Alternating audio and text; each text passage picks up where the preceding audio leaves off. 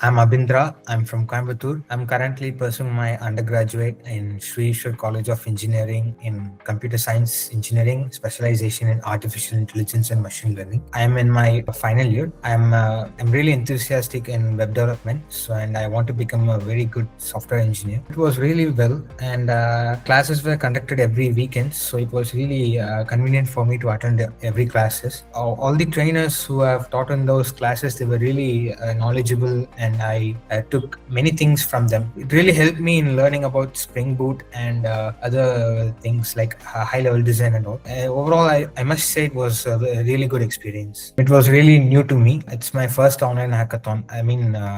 Hackathon conducted in whole level, and it was really new for me to collaborate with strangers and complete a project within one day. Even though we did not deploy it, but still we managed to do it to some great extent. I must say it was thrilling and it was refreshing. The thing was, it was kind of complex because deployment and all, we were not aware of it. So in that particular area, we faced issues and complexity in doing it. Apart from that, it was okay. We asked him plenty of questions and he gave us satisfying answers and even guided us through some extent. So it was satisfying. It was overall, it was extraordinary, I would say. Thank you.